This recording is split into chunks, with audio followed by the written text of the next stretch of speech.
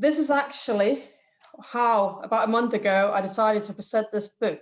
And this is to present the movement that is in there, because this is a book that's coming out of 25 years, I'm embarrassed to say, listening to Mikkel and his fast process in book writing. But in many ways, this book has come out from me arriving at Glasgow as an English studies major, Mikkel, 25 years ago, to study something as obscure as Scotland, to actually 2019, seeing both the heights, which we've done. We've seen the best things coming out of international education, for instance, in the Global Graduate Programme, which I've been happy enough to participate in workshops with Kirsten, but also, of course, de-internationalization. Sorry for the scouts. This was really for GDPR reasons. This picture, I know I have the permission to get out there, but the pictures from the protest that the students had about a year ago outside the Ministry for Science for keeping international students in Denmark, for maintaining what we've done with international education. Because I think, in fact, the young English graduate or the English student arriving in Glasgow and de-internationalization in 2018, 2019, in a way are the two, well, the beginning, I suppose, and the end of the story that made this book. So I think they both have to be in there. And I'm now trying to change the picture, which I'm on two screens too, so I'm a bit in trouble. Do you get the next slide here?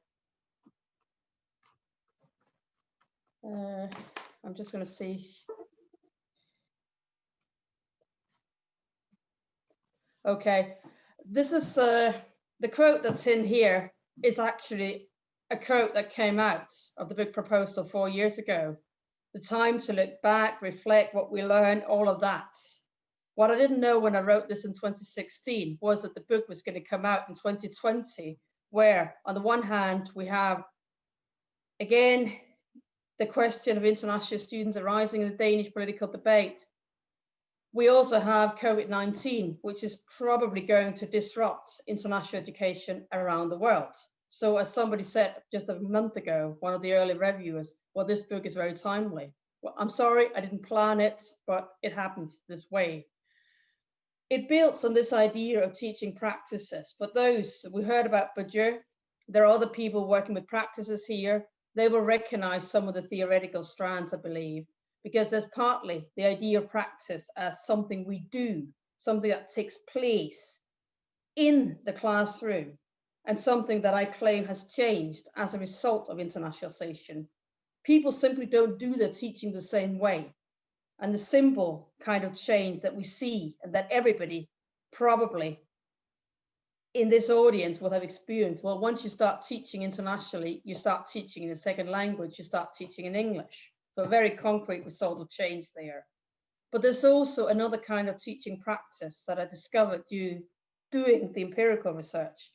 Because in fact, these people engage in international education, they don't just go on pretending this is business as usual.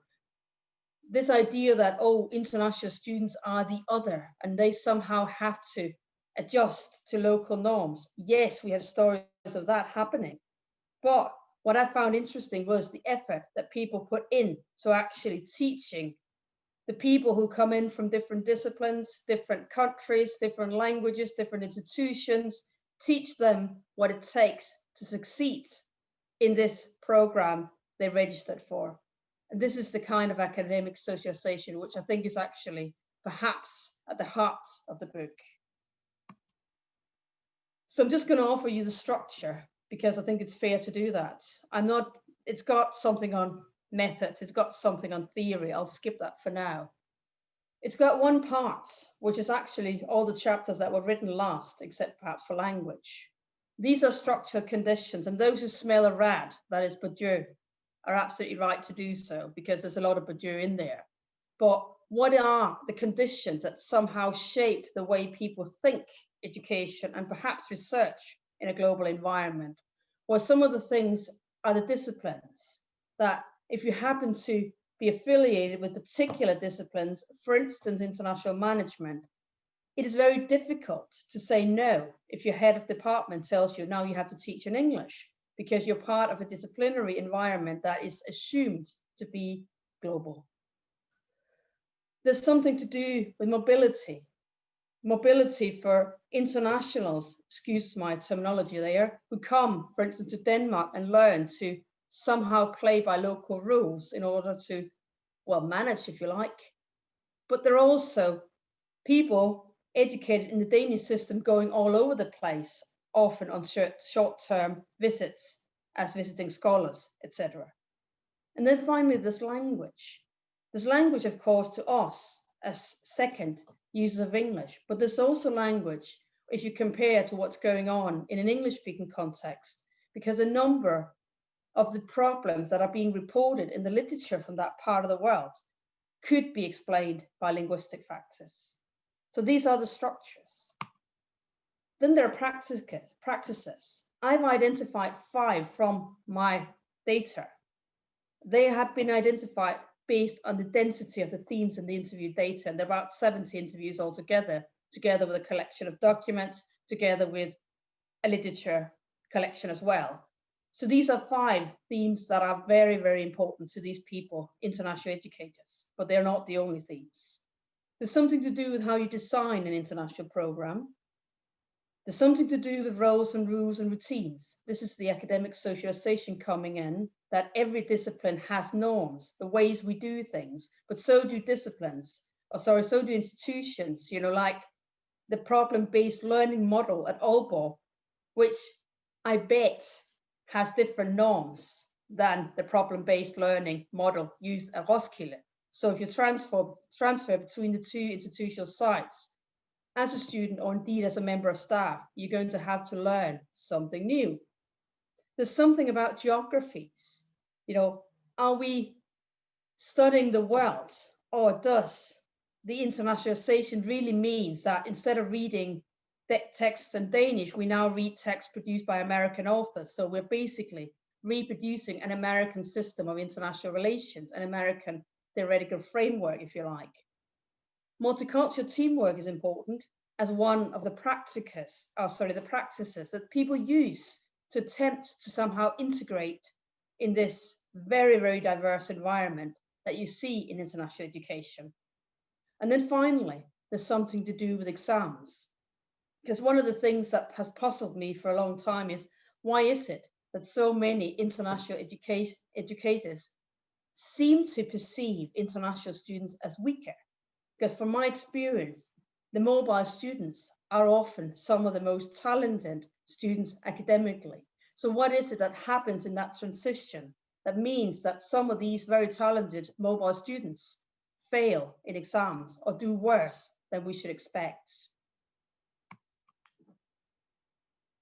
All this starting from practices, because that's basically what I did. I started from the interviews. I started by asking people who were involved in the practice of teaching internationals, what is it you experience? I had to somehow assemble all the pieces. So some of the questions that came out here was, well, are we working at the macro or the micro level? Who starts internationalization? Is this something that happens because we happen to have managers who like international education, something that we saw, for instance, at Aarhus a couple of years ago? Or is it something that happens because we have people at the level of programs, people enthusiastic about, for instance, exchange programs, who dedicate effort, put effort into developing international education? By actually talking to people who've been doing this for years, many years, 30 years perhaps, what I realized was that internationalization did not start at the policy level. It started with the people negotiating partnerships, exchange agreements in the 1980s, in the 1990s. So it's a lot earlier than you find in a lot of the literature. I also found that this consultant or colleague question being important. A lot of the literature will tell us what we need to do here is to train the teacher. So we have to send all the people in international education on special training sessions, for instance, at the PBL Learning Academy, and then consultants would tell them how to do international teaching. I don't think that works, because people's practices are so closely tied up with the department, with the discipline, with the program, with the colleagues, with the kind of research they're doing, that having a self-declared specialist on international education telling them what to do creates a resistance because people don't want to waste their time. If the advice is too generic, it's not very useful. Finally, there's this balance between the theory-driven and the grounded research. I started from the empirical data, but I also somehow had to compare that to the literature. I use a lot of Danish data. I had to sell that to a British publisher. And I actually did that by promising that what I derived from the empirical analysis would somehow be discussed in relation to literature from around the world. So this is how the very specific practices coming out of these institutional sites, 5 of which were in Denmark, 1 was in Britain, became connected with what was happening in Australia, Japan, South Korea, the US, the UK. So this is what I ended up with, a model of how you might research the global, starting at the very local level with practices organized originally through these themes of culture, language, knowledge, framed within an organization, and then connecting across scales, some connecting from the local level, perhaps to the national level, some connecting to the global level. So the next step, and I have been asked about that by people, is if I get the time and don't spend too much time holding banners for international students, the next step is actually to continue that kind of theory development and try to see, well, can this be developed? Can this model be done, something done with it in terms of developing a framework for how to research the global in the local, if you like. So that was the end, and now I shall stop sharing.